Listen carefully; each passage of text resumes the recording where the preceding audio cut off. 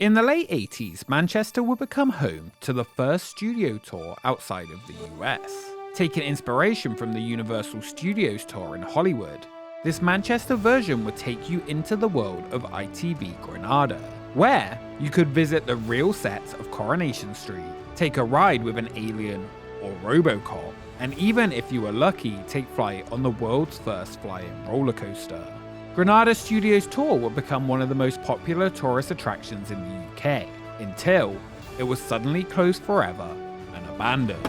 Just think how gobsmackingly brilliant film and television would be if it didn't just appear on a flat screen, but was a real, physical world you can actually step into.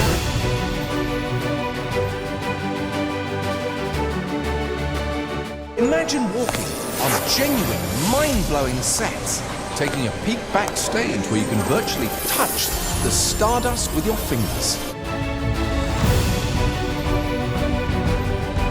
Or being in the thick of the action of films like Aliens. Let's get some cream on that. Not to mention discovering how movie makers create all those fancy special effects. Well, you can when you visit the world of film and television at Granada Studios. Come on in.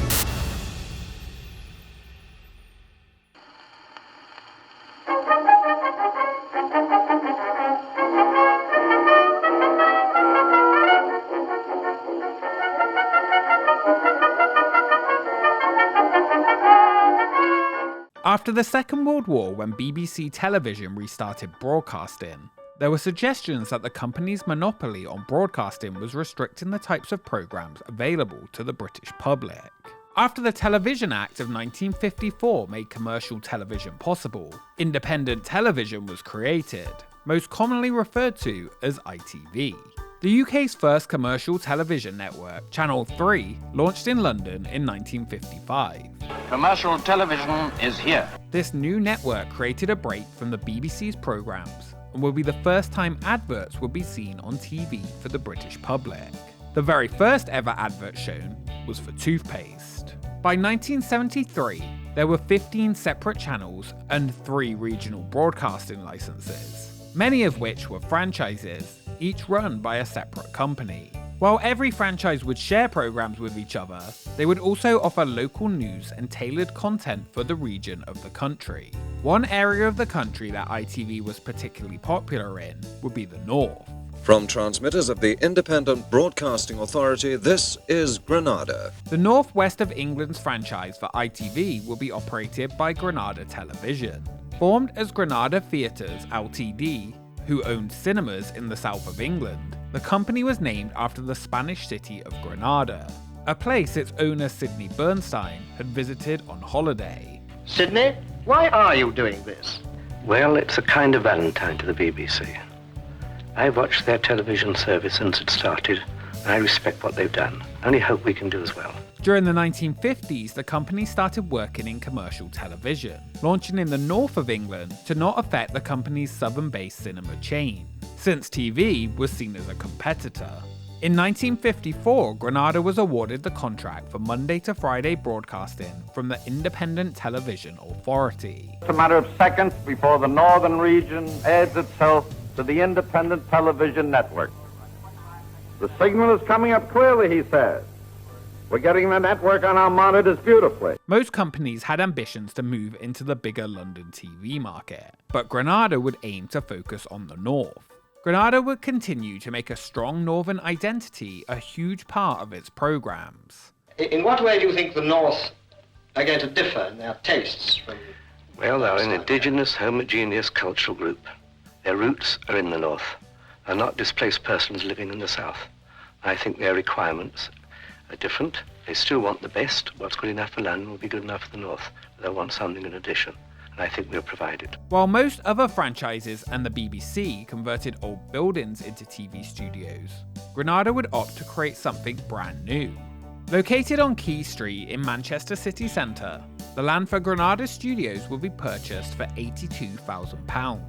The studio would be designed by British architect Ralph Tubbs, who had previously worked on the successful Dome of Discovery at the Festival of Britain on the South Bank in London.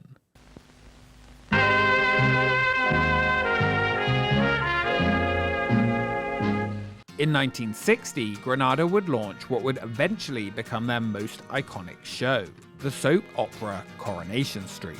The complete set of the show was built inside the studios at a 3/4 scale. The pavements and the cobbled streets were painted onto the studio floor, and filming was quite difficult on the cramped set. After the show began to increase in popularity, the decision was made to move the set outside. While very similar to the earlier set, for the first time in 1968, natural light could be seen by those watching the show. This new set was unliked by the actors, and some called it the coldest place on Earth while filming. Finally, in 1982, Granada constructed an almost full-size exterior set on the Granada backlot, a place that will become the heart and the highlight of the Granada Studios Tour, an entertainment theme park visiting the iconic Granada Studios. Theirs was a story that spanned generations, crossed frontiers, stretched over continents, even through time itself. It was romantic, dramatic. It touched the hearts of millions. And it all happened one day in Manchester at Granada Studios Tour. And now you can share the experience, behind the scenes and beyond. You won't believe it till you see it.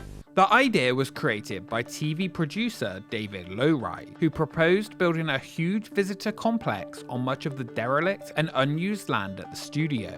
The idea was to take tourists on a 3.5-hour trip behind the scenes of the TV production headquarters. Expected to open in the summer of 1988, aiming to entertain 250,000 visitors in the first year, the 3.5-acre site would incorporate real sets used for TV shows, along with sets made just for the attractions. As part of its £8.5 million investment, $3 million of which would come from the English Tourist Board. The attraction would take elements from the popular studio tour at Universal in Hollywood and bring it to the UK, as a never-before-seen attraction in the country. Before Orlando would open its popular themed movie studio attractions, Manchester was ahead of the game by creating a custom-built tourist attraction within the studio. And while it may not have had the glitz and glamour of Hollywood, it would allow visitors into a real working television studio in the middle of Manchester.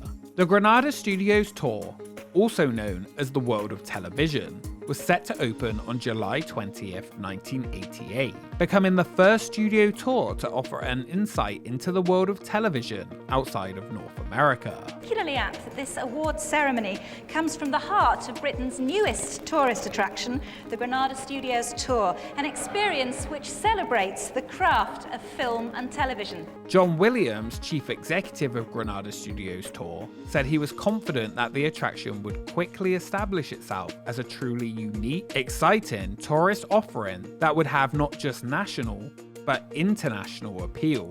For a ticket of £5.50, Granada Studios Tour was expected to become one of Europe's leading paid-for attractions. A Hollywood on the Wow. You ever wondered why they're called theme parks? Well, here's one that really does have a theme. Watching TV will never be the same again. The former outside original smaller set of Coronation Street will be turned into a 300-foot-long New York City facade, complete with a 130-seat American diner and New York cop actors. To begin your experience, the 1-hour guided section started with a brief presentation showing the highlights of the company's 30 years of television, shown on an impressive 25-screen television video wall. This was followed by visiting the nerve center of TV production in the control room, where you could also witness a lighting technique demonstration and see theatrical makeup tutorials. The Stairway to the Stars offered a dazzling display of lighting technology with waves of colored lights.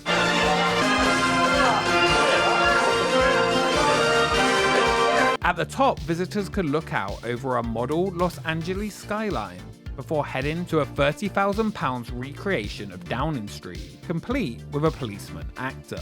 The tour continued with a look inside the 221B Baker Street home of Sherlock Holmes. I am Mrs. Hudson, landlady to Mr. Sherlock Holmes and his colleague Dr. Watson. And a look at the Giant's Room from Return of the Antelope, making you really feel like you were the size of an ant.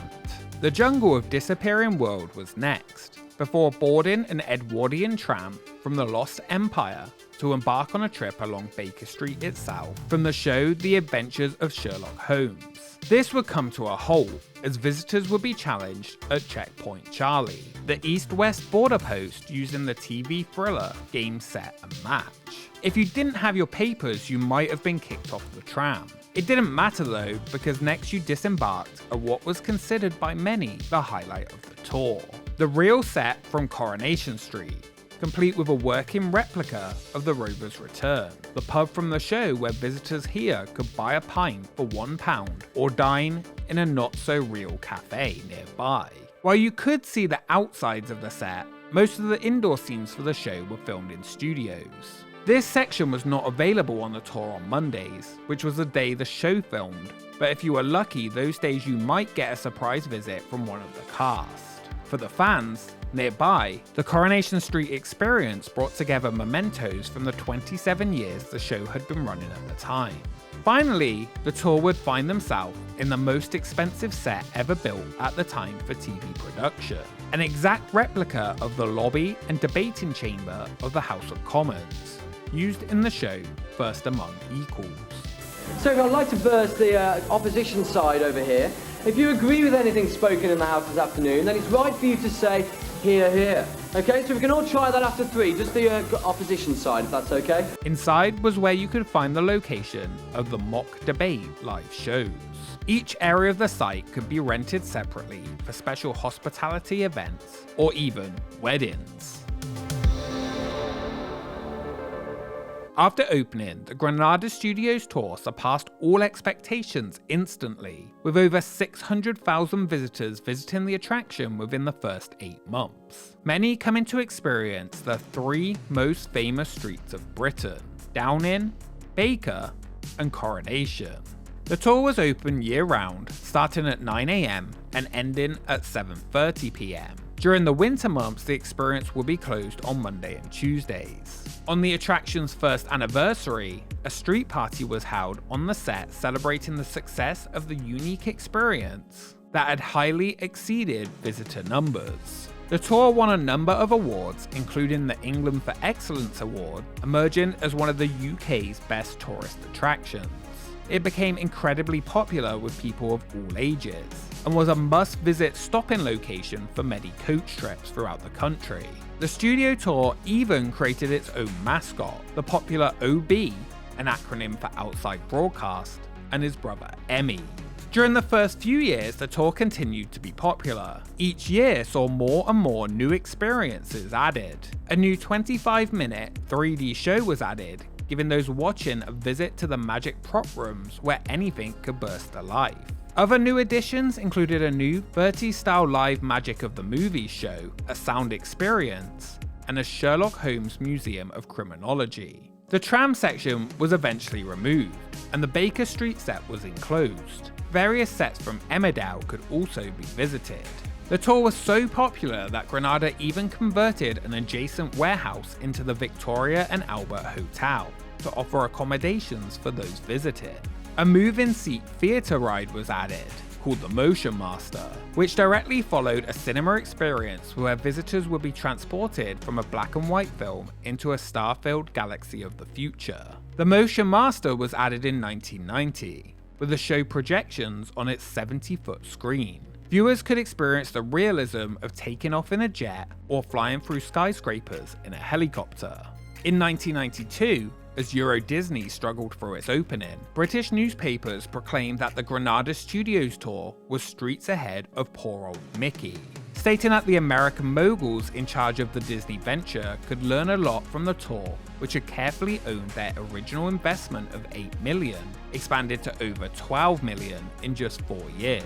Chicken feed, according to them, compared to the cost of Euro Disney.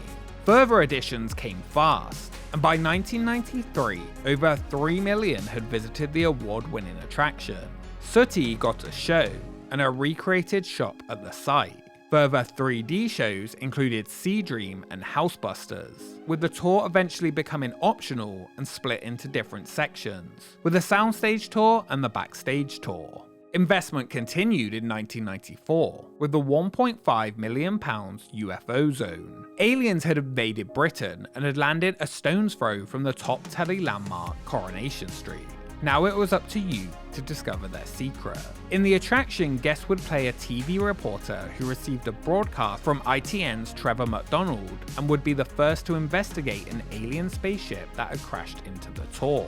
The slow-moving dark ride could be quite terrifying for younger visitors. 1995 saw the addition of the £500,000 Astrology World to the Northwest's most popular tourist attraction. Using interactive technology and video monitors, visitors could now gather information from Russell Grant and learn the history of astrology. The Motion Maker film got updated, this time with RoboCop the Ride, which had been made with iWorks Entertainment and opened in the US before coming to the UK. It's new, it's here, it's RoboCop the Ride at Granada Studios Tour. Drive carefully. The big investments continued, and to mark Granada Television's 40th anniversary, the tour added Future Vision, a place that those visiting could learn about the leading edge of technology. Sales and marketing director for Granada Studios was asked if Future Vision would be the sort of attraction you might encounter at the Epcot Center in Disney World. He answered with all due respect to Disney, Epcot is a bit passé now.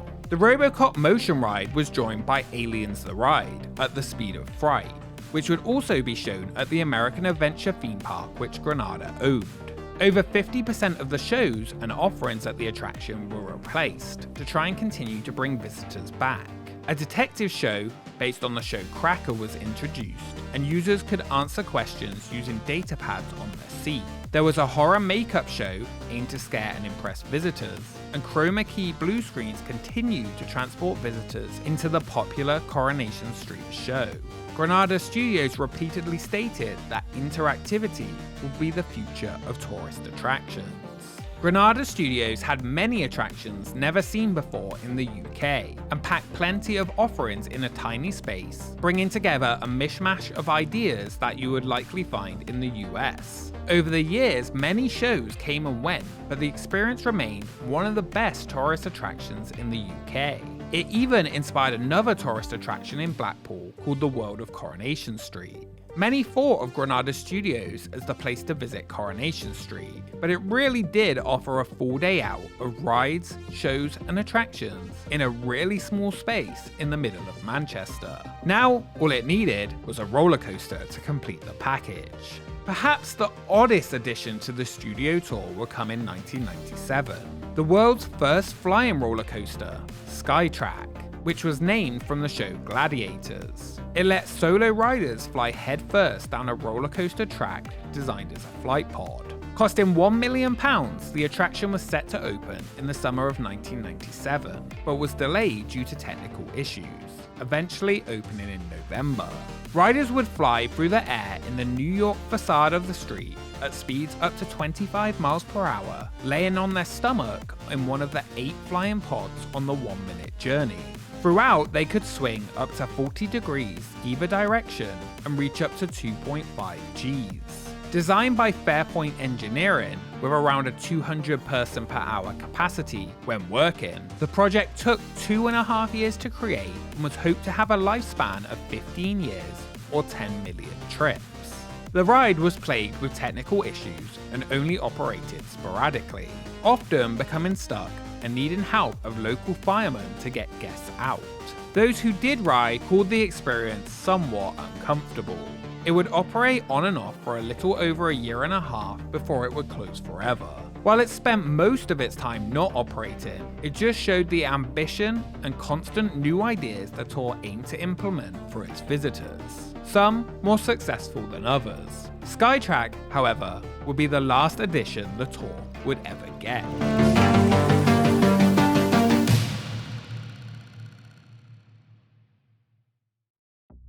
During 1997, Granada TV and Carlton TV, two ITV franchises, along with British Sky Broadcasting, created the British Digital Broadcasting joint venture. In 1998, BDB announced the service On Digital, the world's first paid digital terrestrial television service. Sky were forced out of the consortium before it even launched and became a rival. The service was plagued with issues from low viewership, piracy concerns, and failed deals that ultimately led to huge troubles, affecting every area of the business with millions of pounds worth of losses for the company. By 2001, On Digital, now rebranded as ITV Digital, had only 1 million customers, less than Sky's 5.7 million. Good evening. The troubled television company ITV Digital is stopping broadcasting all its pay-to-view programmes and laying off up to 1,300 staff.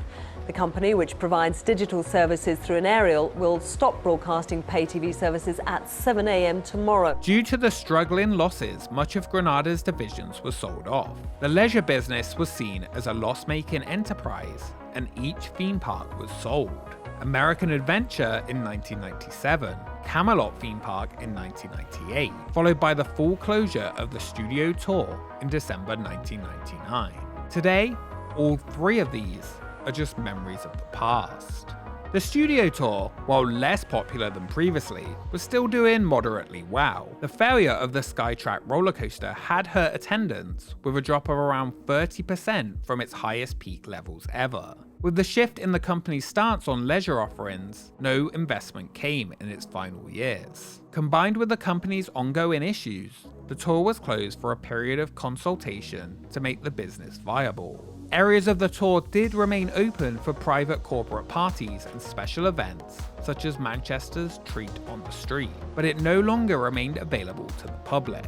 A number of different ideas for its future were considered during the closure, but in the end, it was believed the attraction was no longer sufficiently attractive. 5.25 million people had visited the small Granada Studios Tour and enjoyed its attractions, making it one of the most popular tourist attractions in the whole country.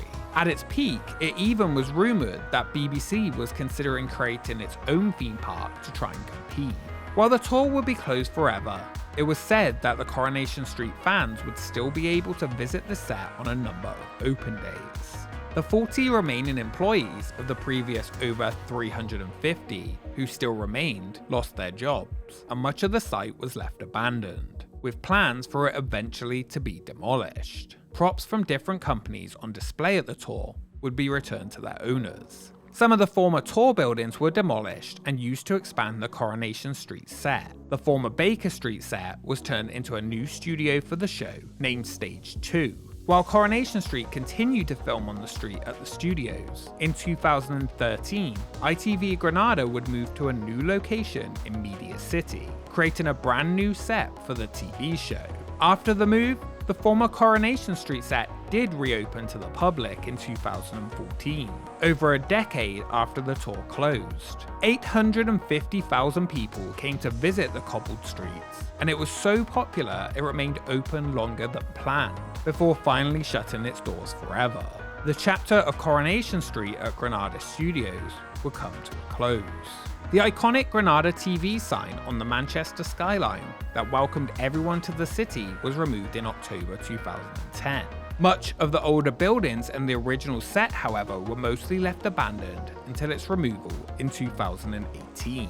Remnants of the old tour can still be seen in the area today, for those who look hard enough. Originally earmarked to be fully replaced with apartments, the iconic Granada House building was later saved, and is now known as Old Granada Studios, as the area continues to be updated. Enterprise City aims to offer workspaces, hotels, and more on the site of the former studios. Granada House was to be transformed into Manchester's luxury hotel, Soho House.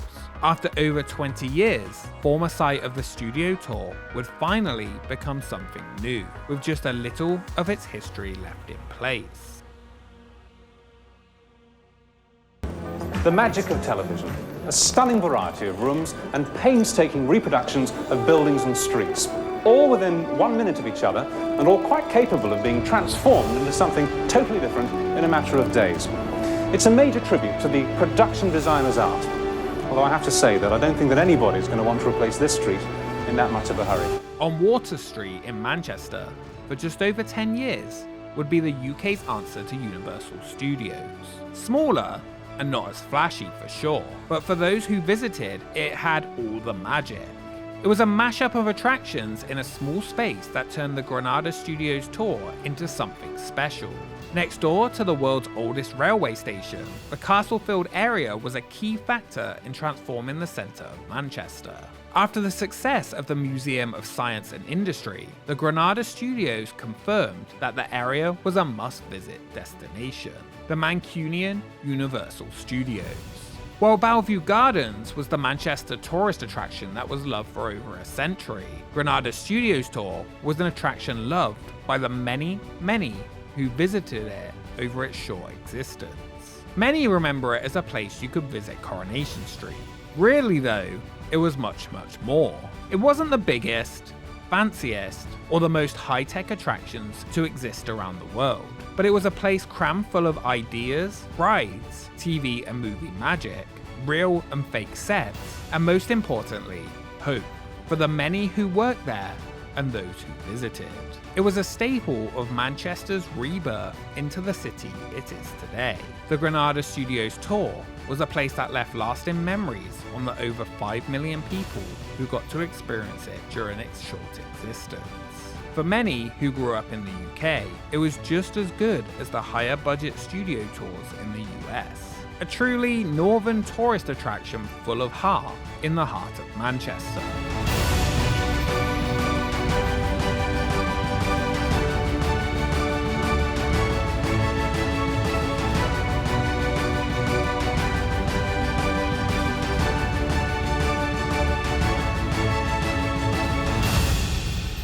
Granada Studios, bringing the world of film and television to life. Thank you so much for watching this episode of Expedition Extinct. If you enjoyed it, then make sure you subscribe to join the expedition. Follow us on Twitter and Instagram for updates on upcoming episodes. And a special thank you to our Patreons for supporting the channel. We will see you next time.